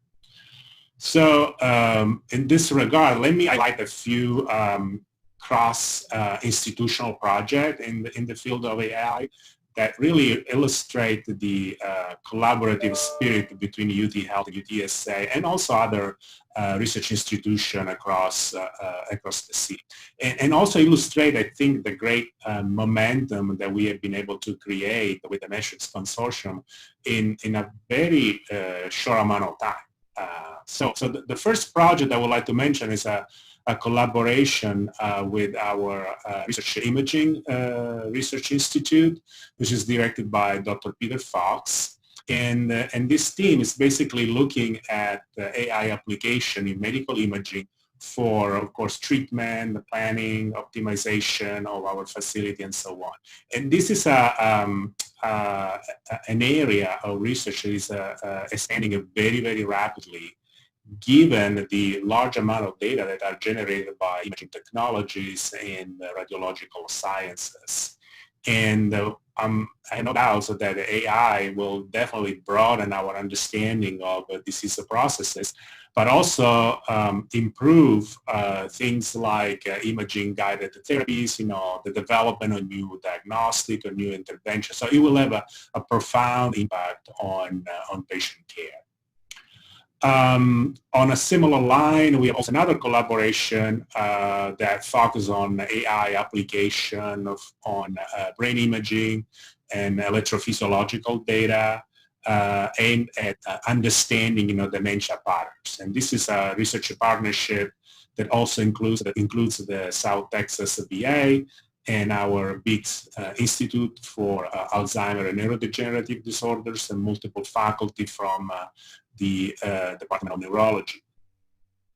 And then the third project, which is very exciting, is it's basically a planning proposal for an NSF sponsor AI Institute. And this is a collaboration with our nursing school, the Department of Radiology, the big institutes, of course, DVSHA. And actually, I would like to mention here that Dr. Jing Wang, which is our Vice Dean for Research in the nursing school, who is also a co-PI in this proposal, she's the director of our Center on Smart and Connected Health Technologies, and she has been working for quite a bit of time on the analysis of patient data generated through home monitoring devices and home services, which is, again, another area, research area that is receiving a lot of attention, particularly in the aging field. And so I'm sure, and the reason why I'm mentioning her is because I'm sure that she will be a key player and a key contributor to the Matrix Consortium in the years to come. Other project that I would like to mention, I think Dirisha already touched on it, is the AI COVID-19 modeling team. So this is again a collaboration between UTSA, us, the Southwest Research Institutes, and this team is basically building a series of digital tools to support the San Antonio and the Texas community at large, and includes also models that analyze real-time changes in various measures of mobility throughout the state. Things like retails or visits to the grocery stores or to the parks. And they are also developing a mapping of COVID-19 cases across the state and the city. And the idea is to provide periodic updates to our city leadership, but also to UT system and other experts that needs to make a rapid decision depending on how the pandemic is spreading. And actually, what is interesting to me is that this team continues to grow and put on their plate additional projects. For example, right now they're looking for an infectious disease expert that can help understand what kind of information is immediately important from an operational standpoint for healthcare providers. And they're also collecting data from hospitals relative not only to COVID-19 cases, but also other infectious diseases at large. One more thing that I wanted to mention is an in-house project developed by our BICS Institute, which I think will definitely benefit immensely from future interaction with UTSA scientists and the Matrix Consortium. And this is basically a collaboration between Dr. Seshadri, Dr. Jaramillo, and the founder of the Gate IQ company, Rick Morris. So Rick Morris is a very experienced entrepreneur that has a lot of expertise in the digital healthcare sector. And he moved to San Antonio from California a few years ago. And he created a company, the Gate IQ, that is developing a cloud-based software. So basically a diagnostic tool that uses machine learning and big data analytics and artificial intelligence to detect the very subtle changes in the walking pattern of a patient, particularly patients that are at risk of developing dementia. And so just to give you a sense of the power of this technology, this software can capture and analyze multiple patient videos in just 5 minutes. And this is something that generally takes at least 3 trained technicians and hours of looking at videos to understand whether or not somebody has some abnormality in the walking pattern. So the last thing that I would like to mention is that is basically the wide array of assets that UT Health San Antonio can also bring to the table and make available to the Matrix Consortium. And as you can imagine, we have a lot of unidentified patient data coming from the electronic medical records of our clinics. But we are also in the process of opening an institutional biobank that will be soon connected to an existing network of biobanks across the entire UT system. And these biobanks will basically contribute a significant amount of data relative to biological specimens donated by patients suffering from different type of disorders. And this data will be also linked back to the respective medical records. So it's a tremendous opportunity to apply AI to advance knowledge on multiple types of disorders that affect humanity. Also, another important asset is the Center for Innovative Drug Discovery. This is a joint venture between UTSA and UT Health San Antonio. And I know that they're already using artificial intelligence approach to screen and identify new drugs for novel, therapeutic targets. Dr. Jeffrey, No. Yes. Comments? I'm sorry, the next speaker is waiting. Thank you Okay. so much for kind remarks, and we are sincerely looking forward to partnering with UT Health. Absolutely. Critical. Thank you, Dirish, again. Thank you so much. It is my distinct honor to invite this very special guest, Representative Will Hurd, who is a computer science graduate and who has successfully built bipartisan policies and has been a strong supporter of UTSA and AI. His support for building bipartisan AI policy to make informed decisions and how to serve and protect our country is inspiring. Representative Hurd, the mic is yours. Thank you for having me. And I always get nervous when I'm introduced to such an august body of folks and smart people about being a computer science major. I might be able to help with your Fortran 77 code if you have some problems, but that may be the limits. But look, it's great to be part of this. It's amazing what UTSA is doing. I know Guy Walsh is probably on and how he's been developing this program. Bernard is amazing. And for me as a native San Antonian who remembers when 1604 was called the death loop and there was blinking lights on that to now being a center of on such an important topic that's going to drive not just the American economy but the global economy. I'm in the process of completing a national strategy in artificial intelligence with Robin Kelly. Robin Kelly is a Democrat from Illinois, and we had been serving together on a subcommittee on oversight and government reform when I first came into Congress. And we held the first hearings in Congress on artificial intelligence, and through that we learned there was need to array and align our workforce policies, our research policies, policies on national security and ethics in a national plan to build upon the last administration, this administration's work on artificial intelligence. We've released 2 white papers, one on workforce, one on national security. You can't, the future of this is you can't just have a PhD in data analytics to be able to have an impact in AI. We're going to have to be able to have kids coming out of high school to be able to do that. I know Dr. Amy doesn't want me to say that because he wants those kids coming to UTSA, but we can make all these things happen. I also need researchers and developers like y'all focusing on the fact that we already have existing laws. One of the things through this whole process that I've learned is that we already have laws on the books in when it comes to discrimination.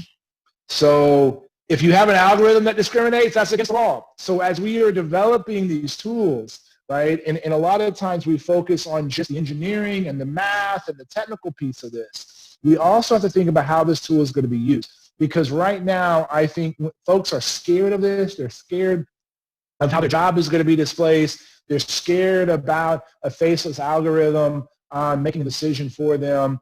But we have to show and prove that these algorithms are actually going to help, and AI is a tool in order to help us make better decisions. And so as we're thinking through, we can't make the same mistakes that we made in the development of the internet when it comes to this technology, and we have to make sure we're thinking about how the outcome of that algorithm is whether or not it's in correlation with the laws that are already on the books. That's an important step in this. Our ethics the conversation around a national strategy is super important. And in Congress, we need to be making sure that the federal government is introducing and focusing on this issue. Some think that there needs to be a Department of Artificial Intelligence. I think that's crazy. I think we need to make sure that all the regulatory agencies are smart enough to understand how this tool is evolving and how do we make sure data is available in the federal government for researchers. So I make this this challenge to everybody that's on this call or maybe watching. If there is a data set with the federal government that you think should be made available, let me know. Right? The more data you'll have, the better. And I will end. With this. This is a generational defining challenge. We all know what Vladimir Putin said when it came to AI. Whoever masters AI is going to master the world. Is this tool going to be driven by authoritarian governments that do not care about civil liberties, or will they be developed by freedom-loving democratic principles, right?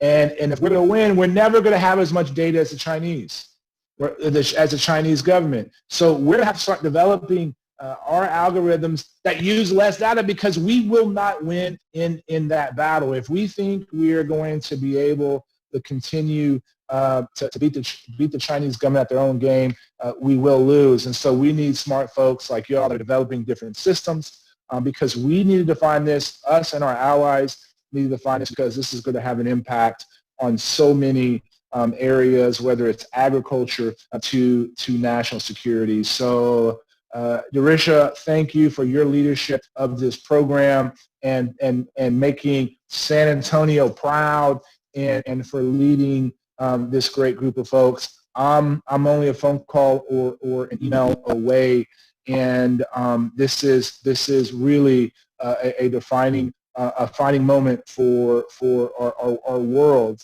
And I'm glad there's great folks like y'all that are part of this. So thanks for the time. And again, I'd welcome feedback. We have these white papers coming out. We are going to have a resolution that puts all the principles together, and then all the recommendations that we're making, and there's probably about 60 recommendations in total, trying to turn those into pieces of legislation. And so for those of y'all that care, you can find this on our website, her.house.gov. And look about this, because again, we need smart people to bang away on this and make sure that we're zigging rather than zagging. So thanks for the time. Thanks for y'all's work, and thanks for making sure that this world is going to have a tool that's going to make our lives better. Thank you so much for your continued support to UTSA, Representative Her. We look forward to making some exciting research right here in San Antonio. With that, I know we had some technical difficulties earlier, so I just wanted to show some of the thrust leads and the house where metrics will be. So we will be showcasing a few slides before our video presentation. So right here, you can see that Matrix will be housed in the Smart Paseo building on the main campus, and we are outfitting the space as we speak. Next slide, please. And as Dr. SB mentioned today, Matrix will have a new home in 2022 and will be an integral research unit in the new School of Data Science. Next slide, please. As I mentioned earlier, if there is one thing that is unifying all the Matrix core members, that is our passion to make AI inclusive as a field. Today, we are often taking very siloed and disciplinary specific approaches in building solutions for AI. And more importantly, the AI workforce training pipeline does not mirror the rich diversity we see in our society.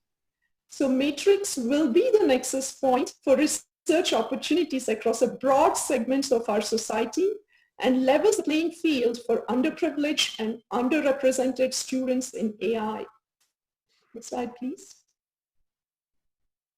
The consortium has 65 research members and has 4 research thrusts and engaged with the 4 regional organizations, as we have talked earlier today. And TU Darmstadt and ANITI are our global partners. With UTSA being a majority minority institute, and with greater than 65% Hispanic students and first generation students, we have the opportunity to make a real difference in the field. Next slide, please. Next slide.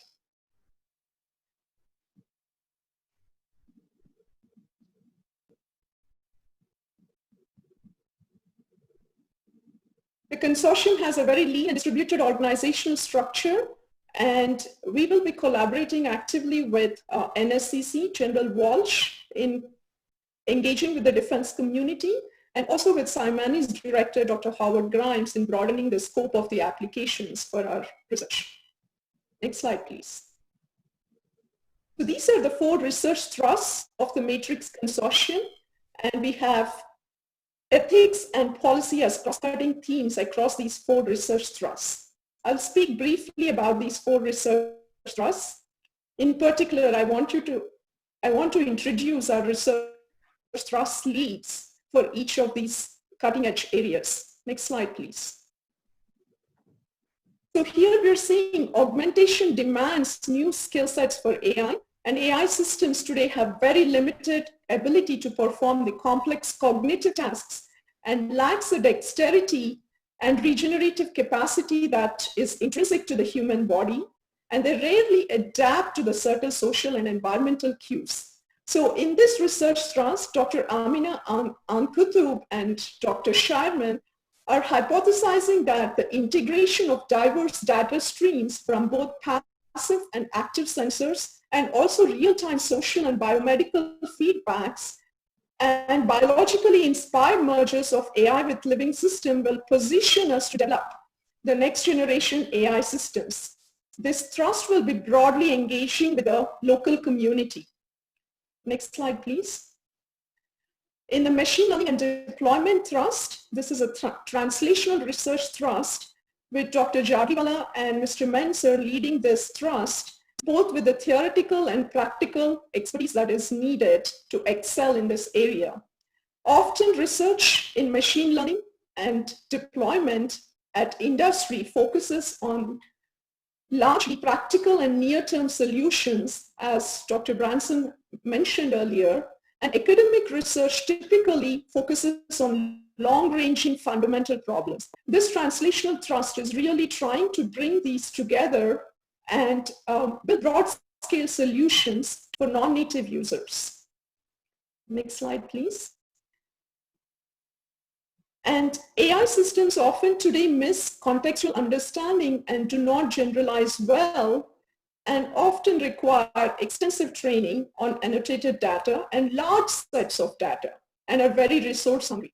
So in this foundational research thrust, Dr. Fox and Dr. Santamaria are designing systems and architectures that draw inspiration from natural intelligence to design high-performing AI systems.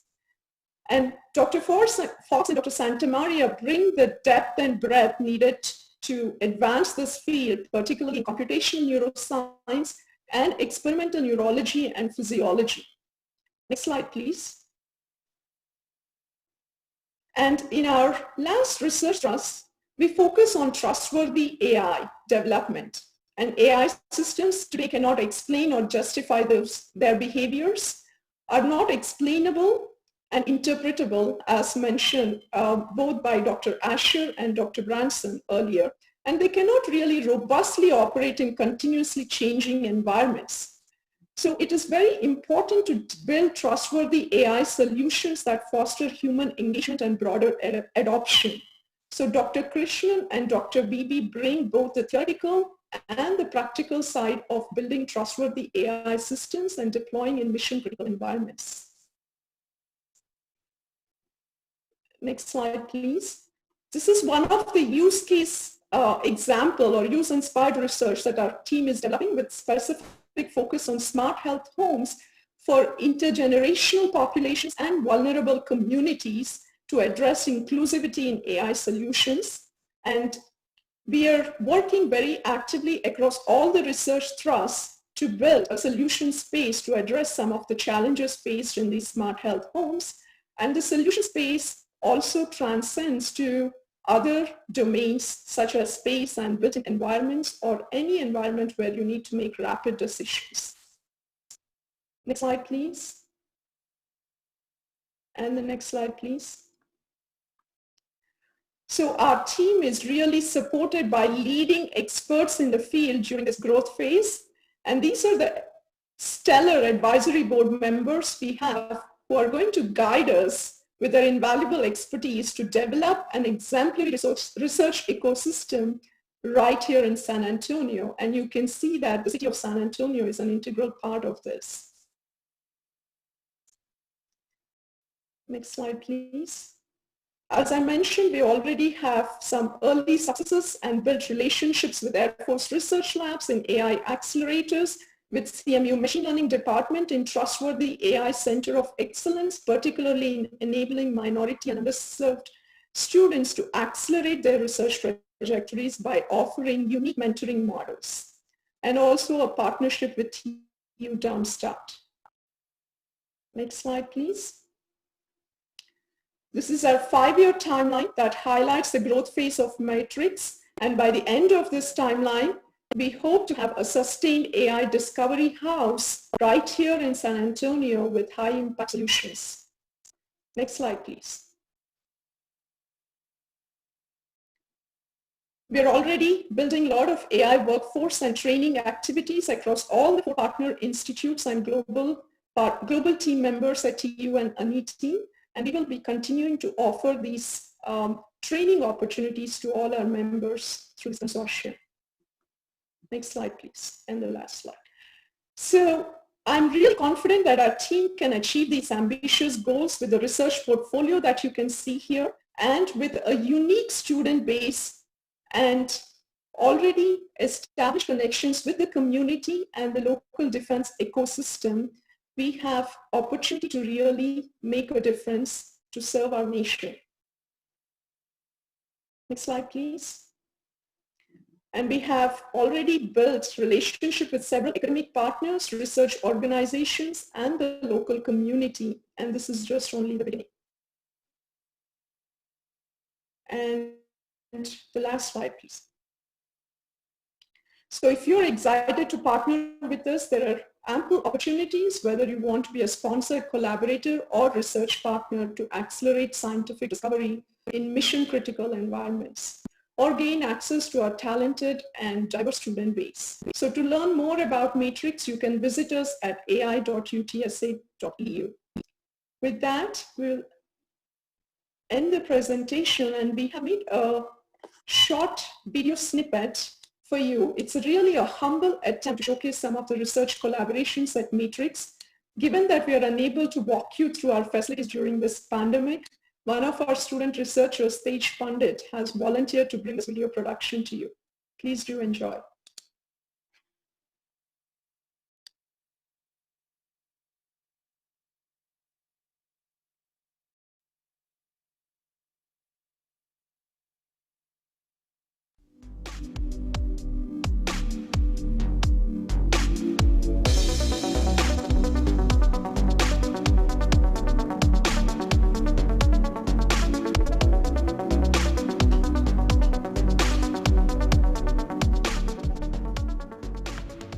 Welcome to the Matrix. I am the director of the Matrix AI Consortium at UTSA.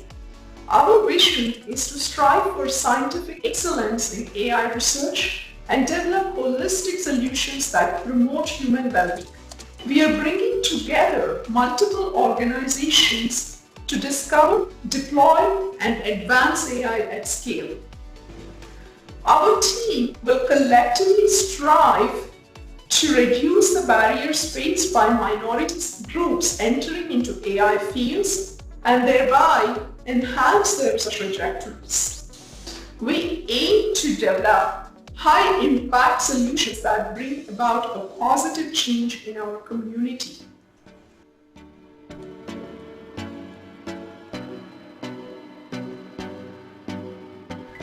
Greetings, Roadrunners. My name is Murtuza Jaliwala, and I'm the Machine Learning and Deployment Co-Lead at the Matrix AI Consortium here at UTSA.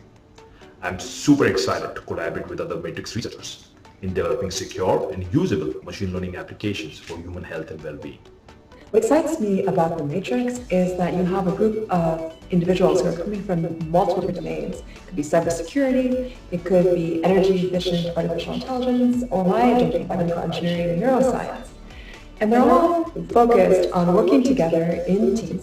In the last few years, as computer vision has been one of the primary improvement grounds for AI, I've been privileged to have the opportunity to apply this expertise to new areas and with new collaborators, including other members of the consortium.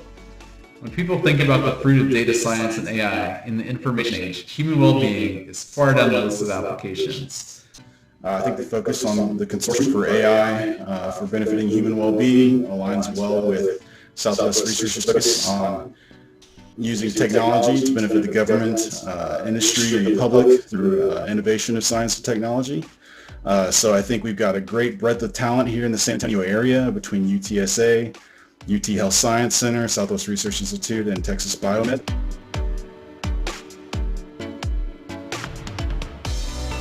This dreadful COVID-19 pandemic has made us realize that technology will play a major role in protecting human health and wellness. The Matrix Consortium will continue to lead the way in developing groundbreaking AI and machine learning technologies to serve the society during this and future health crises. My name is Cal Clark and I'm a UT Health San Antonio radiologist. I've been part of the COVID-19 modeling team, which has been giving valuable insights to San Antonio community health leaders. Artificial intelligence is getting more recognition in the medical field, and in my subfield of neuroscience, we're already working with Matrix on deep learning and transfer learning. Unsupervised learning algorithms have been applied to medical images for biomarker discovery for decades and are used extensively at the Research Imaging Institute. Partnering with AI experts through the consortium will accelerate our pace of discovery in physiology and pathophysiology, in diagnostics, and in image-guided therapeutics. On behalf of the nursing and digital health community, it'll be so exciting to see how we can use AI to advance health and healthcare.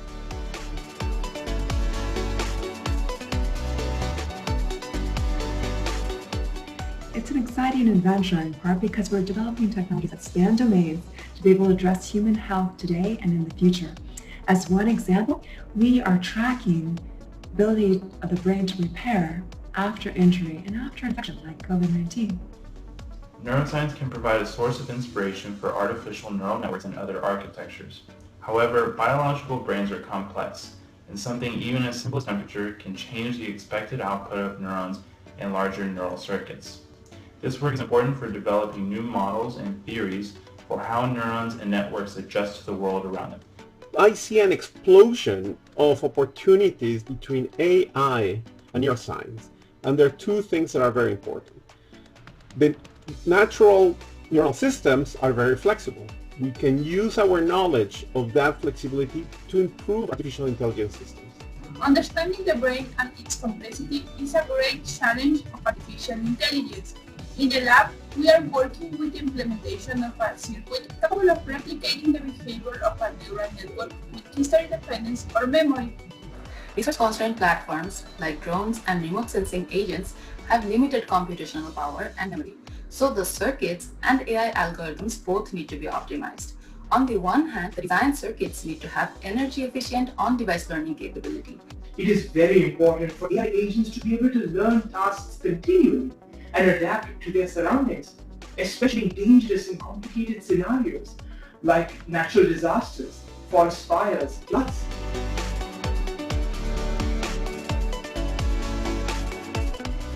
One thing I learned about digital security is that we always seem to apply it last when we put together some new technology and application.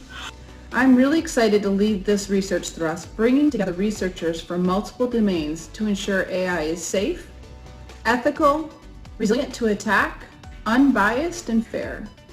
We'll bring together computer scientists, ethicists, psychologists, neuroscientists, legal experts, and my favorite, cybersecurity experts, and many more to ensure that we develop AI that society can trust.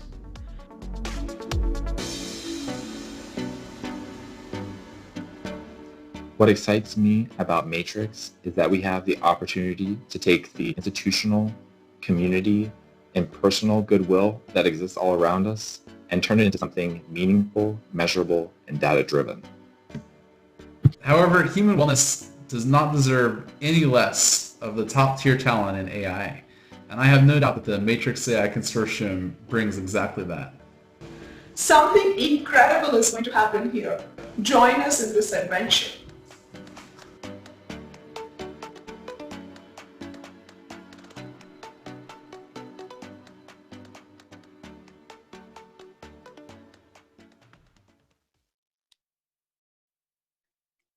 On behalf of the entire Matrix team, we extend a heartfelt thanks to all the participants and the distinguished speakers and the executive leadership at UTSA, UT Health, and Texas Biomedical Research Institute and Southwest Research Institute.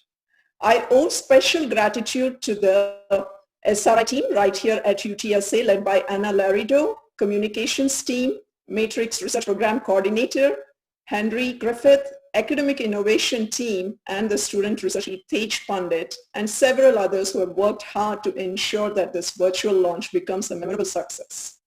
We certainly hope that the launch has been all that you expected it to be, and that you have taken the opportunity to learn about the exciting things that are going to happen right here at Matrix.